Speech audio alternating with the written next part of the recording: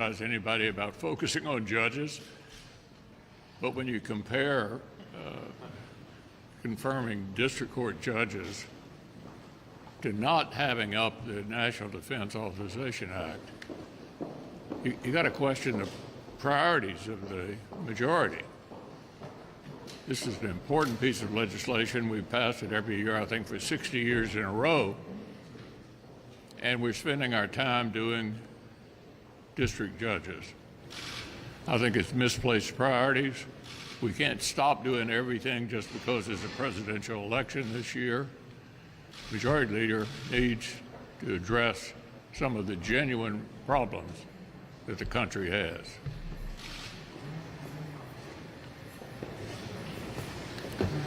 Well, there's a big presidential debate tonight. I think everybody around the country is asking the question, who is the vice president and what does she actually stand for?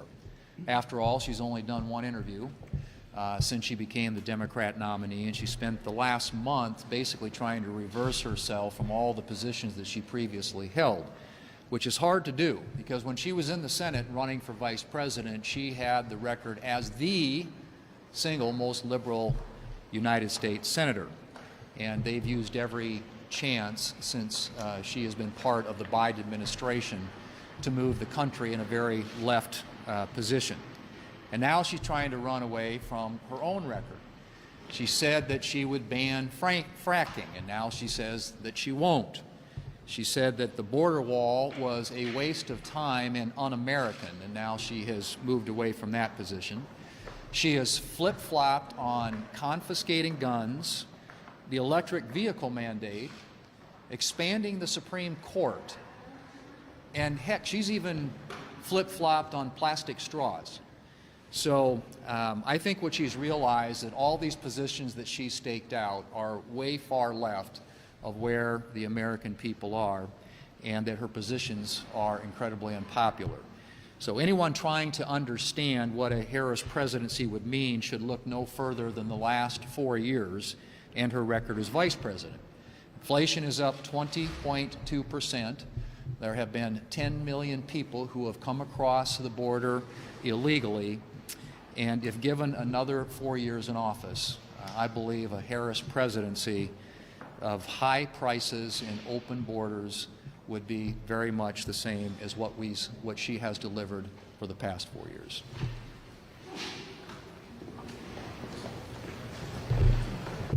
Kamala Harris is a dangerous San Francisco liberal. She has flip-flopped on one position after another as she's run for president because she's trying to run away from her radical record. On the one so-called interview that she did, she said, well, that didn't really matter because she said her values hadn't changed. Well, her values call for defunding the police, but coddling the criminals. Her values call for banning certain American energy products, making energy prices go up. Her values call for eliminating private health insurance in America, but giving free health care to illegal immigrants, as well as free housing, as well as debit cards loaded with taxpayer cash. Under Kamala Harris, the crime and the chaos that we see in San Francisco, that would be the face of America. So tonight they're having a debate, and she's going to use phrases like on day one and laser focused. Well, her day one was almost 4 years ago. And when she and Joe Biden and the Democrats focus their laser, they've caused massive misery for American families. Prices are up across the board over 20%, 10 million illegal immigrants into this country, people from criminal cartels, drug dealers, people on the terrorist watch list. Kamala Harris proclaimed that Bidenomics is working. And she proclaimed that the border wall, she said it was a stupid waste of money. 2 out of 3 Americans say this country is heading in the wrong direction. And in order to try to get elected president, Kamala Harris is flipping more of her positions than IHOP flips pancakes. Well, the thing about IHOP is they only flip once. She's going to flip just right back again after the election, no matter how it turns out, because as she said, her values haven't changed.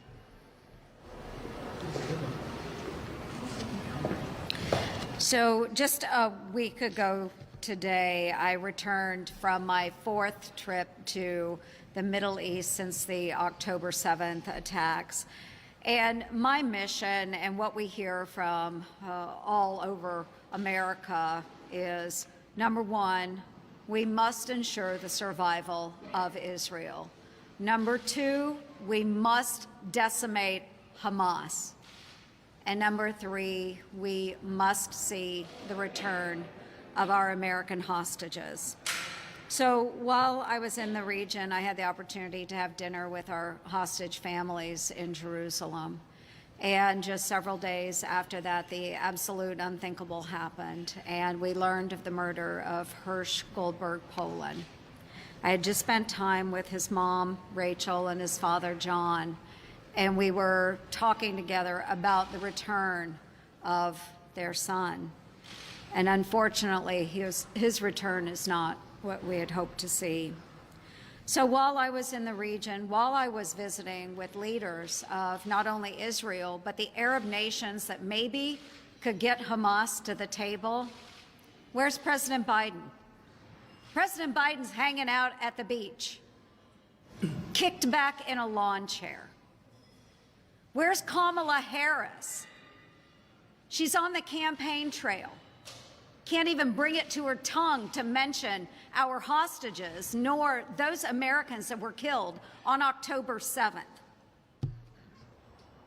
Leaders in the region, while I was visiting with them, stated they have given up on American leadership.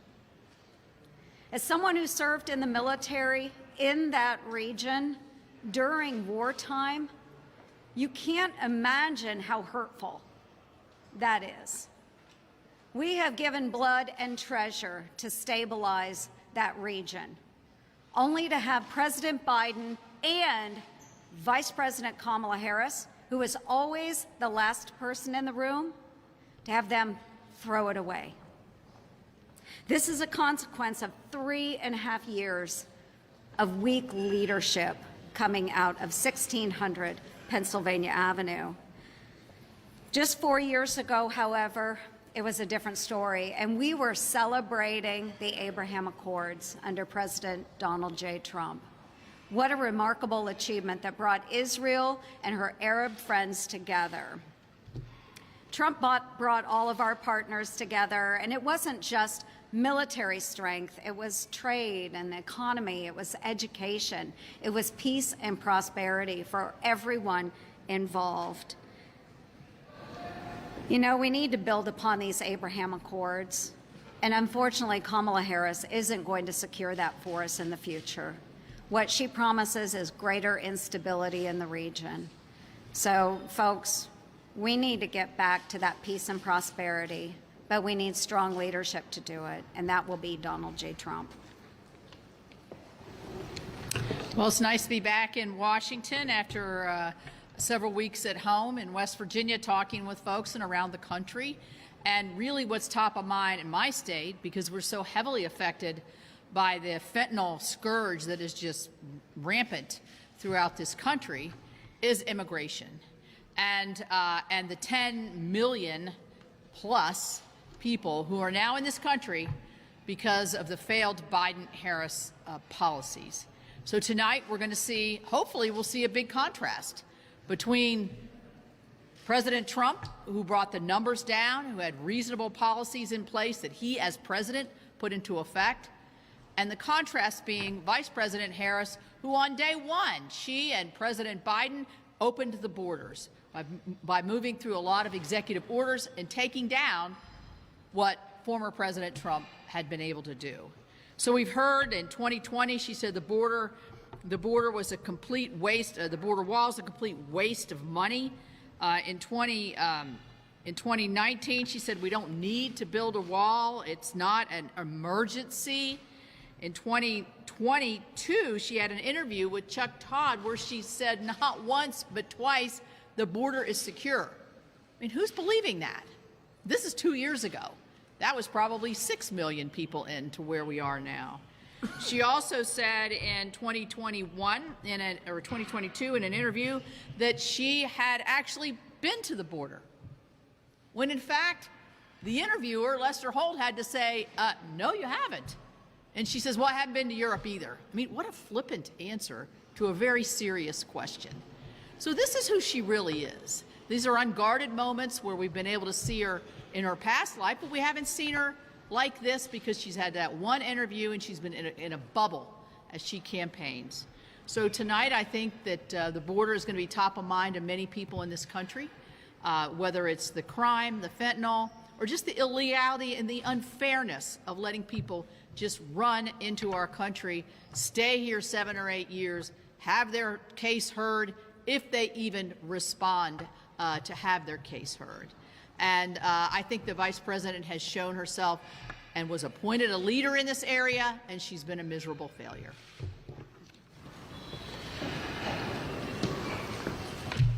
Well, there's good reason why we haven't seen Kamala Harris out campaigning in some of these key Senate battleground states like Montana or Ohio, because Kamala Harris is the most liberal candidate running for president the Democrat Party has ever nominated.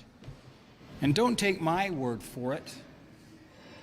Washington Post Philip Bump said on August 13th, 2020, and I quote, in 2017, Harris was the 8th most liberal U.S. senator.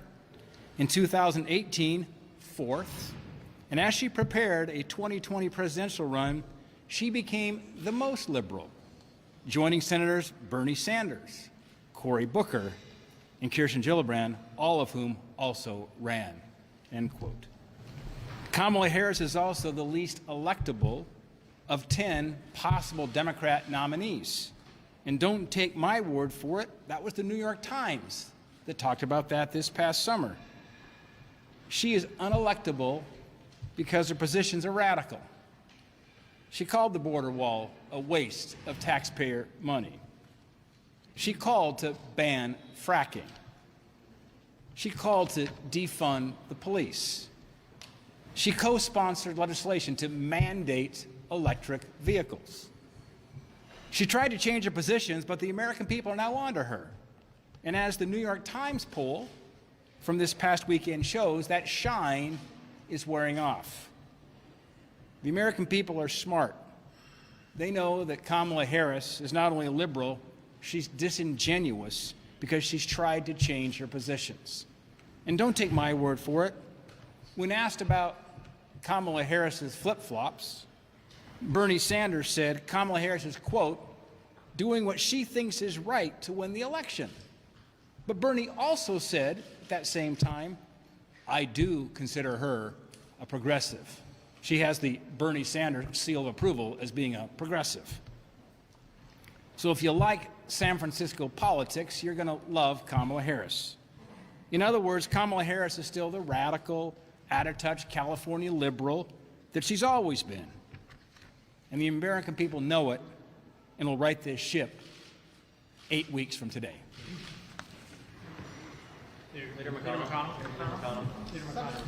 Do you support the House strategy to push government funding until March and also include the SAVE Act in there? Or do you agree with Leader Schumer that this is going to result in a shutdown?